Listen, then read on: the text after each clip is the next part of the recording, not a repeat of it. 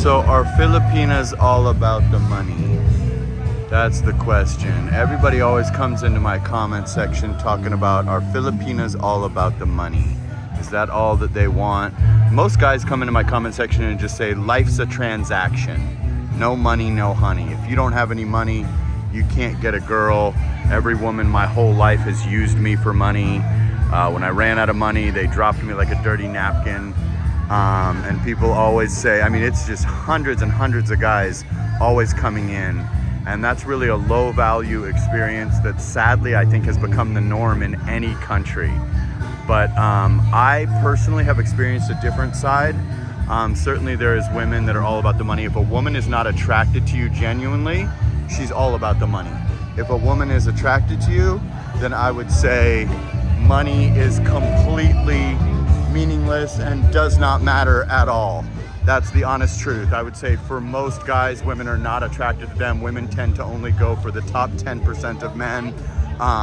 Nowadays in the West, you need to be famous or rich as well as being good looking. But in the Philippines, they would just need to find you probably aesthetically pleasing, or in, other countries, the barrier of entry is much lower. But yeah, I definitely get that a lot, to where guys insist. And then I go, well, how about the girls that I've dated that made more money than me and paid for everything, or the girls that pay for a lot of things, or girls that pay for a majority of things? And they go, oh, well, that's rare and this and that. And I would say you are correct. That is definitely rare. We've seen instances of, Kevin Federline dating Britney Spears, and, backup dancers dating superstars and stuff. But generally, men are used for their money. I would say that is a correct statement. I think it depends on your sexual marketplace value, your personality, maybe being in the right place at the right time to, land an attorney when you're a plumber, or to be a backup dancer and get to date one of the biggest stars in the world. I guess I've just been blessed, and I have not experienced the no money, no honey thing. But I did stay single for a year, and I would have to say every woman I met before my girlfriend and the girl before her were definitely liabilities and not assets for someone like me that has some good savings and earns a good amount of money every month. So I think the best thing to do for guys, if you can pull it off with your looks, would be to find a woman that is an asset and not a liability. You don't need a woman that does 50-50, but you certainly want someone that can contribute and have some skin in the game, as they call it, as in, can pay for things. When you go places, they can book their own flight, even if you cover, majority of accommodations and things like that. Or a woman that for your birthday, for instance, could take you somewhere and pay you back for all those other trips you've taken her on, or what you did for her birthday. If you have a woman that just has $0, she's basically a liability, no matter how young and beautiful. And then also there will come like family expectations and demands.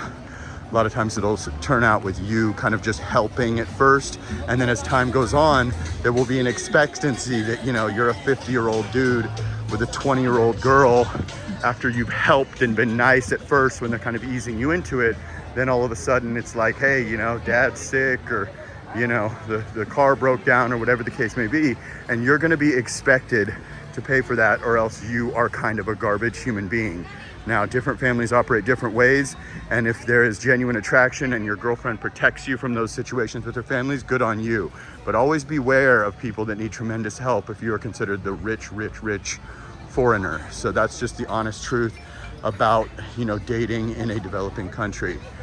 So in my opinion, it's not all about the money, but money is a component of dating any woman. Any woman wants stability. Any woman wants a man that isn't a bum. Even if you're God's gift to women and you're gorgeous, the dudes passing out towels at the gym that have 8-pack abs aren't really getting to date the top tier women long term. They might have sex with you one night in America, but nowadays a good looking guy is just not enough in the West. And also, if you're an awkward guy, or a guy that's not particularly a Brad Pitt clone, if you're just tall and not fat in the Philippines, you can date some like top tier girls, believe it or not, in 2024. I've seen my girl's friends go for guys that are would be awkward dudes in like Vegas or LA and get 0.0 action, but they're able to pass because they're like 6 foot, blue eyes, green eyes, black guys, white guys, whatever. It's definitely a different barrier of entry into the elite class of women, or people that make $2,000 a month. That's puts you in a doctor lawyer class here in the Philippines. And a guy that's not a particularly extroverted social butterfly, or a particularly, you know, edgy stud, Chad, bad boy, can score an elite Filipina, believe it or not, in like the Makati BGC area. I can tell you for a fact it can happen. A lot of times you get your confidence up. A lot of times your confidence has been kind of snatched by those Western women that expect you to be Ben Affleck or Brad Pitt, or they're not accepting any less. The standards in the West has gotten way out of control. But I kind of reject that no money, no honey thing. It's just, I can't relate. Do I think that's the reality for at least minimum 80% of men? 1000%, especially the older you get and the less intriguing, you know, if you have a boring personality, you know, there's a lot of different things that could go into it. But yeah, if you're an introverted guy, you're short, you're out of shape, you're not a particularly fun gentleman in any country, you're gonna have a tough time. In the Philippines, they speak English, they know sarcasm, they know flirting. It's almost like America light in like Manila. You can definitely be a couple points higher even in Manila, but you're gonna get, like if you just come in and you kind of haven't worked on yourself and you're not a particularly thrilling personality or looks guy, mainly from what I've heard from dudes in Manila, even though I didn't experience, is that you get a lot of pay for play propositions, girls flaking on you, kind of similar to the West. I didn't experience that. I guess I was just lucky, or maybe I'm just, you know, I'm not allowed to hype myself up on this channel, but maybe I'm a cut above, you know, the average dude. So for whatever reason, that's what I keep getting. So I just wanted to address that and just say my truth on that. And that is that it isn't no money, no honey. It is, life is not a transaction. And I'm living proof by, I guess it was a transaction from them to me with the rich girls that I've dated in the United States. And, you know, the fact that I was able to snag a girl with her own money who can completely take care of her family. There's no money needed for them. And if a woman is attracted to you, it's free to date them almost. They'll pay for their own grab to your house. They will just Netflix and chill with you no matter what. If you want to go somewhere, you can just elect to do that, and you can pay or not pay, or they can chip in. And that's not even required. Like if a woman's making all kinds of requirements of you, and it's got to be Boracay every weekend, and it's got to be, you know, fancy restaurants every night and stuff, she's not into you. There's no way that a girl that's really into you will just be cool, just Netflixing and chilling at your condo, relaxing. You've already elevated her lifestyle if she doesn't live at that level like my girl already does. So be careful who you choose for your long-term partner. That can be your most important thing, whether you marry a woman or get a long-term partner, whether you bring them back to your country. I've said it a million times, your value is much lower in America. Women become Americanized and they lose that sweetness, that Filipina sweetness that we love. So you got to just always be careful who you bring into your home, who you choose to make your wife, who you choose to make your girlfriend. Find someone that's actually attracted to you. If you have even a shred of sexual marketplace value, there is a woman in the Philippines that will find you attractive. And when a woman is attracted to you, she will not disrespect you, and she will not have any requirements financially for you. She will not put the burden of her family on you, and she will treat you like an absolute king. Filipinas are the best girls in the world. They dote on you. They'll smother you with affection. And that's a good thing if you're very attracted to your woman. And, you know, I've never met a better woman, and I've dated women from all over the world. I think Filipinas are the best. They're better than Thai girls. They're better than Latinas. They're better than Chinese, Japanese. These are all women that I've dated long term.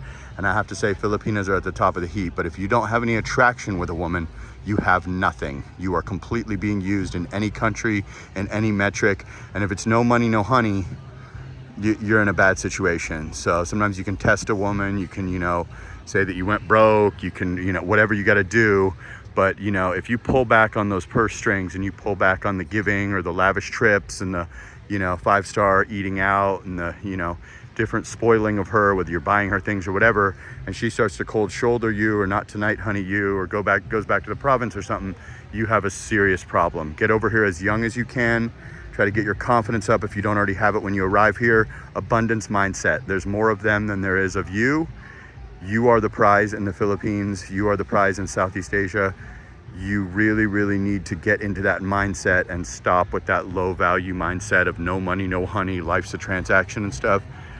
That's a terrible, terrible mindset. And sadly, that is a reality for many men that don't work on themselves, or you just aren't that guy. But I want to show a different side of it, the side of it that I've lived. And I just wanted to show you guys Boracay Island at night.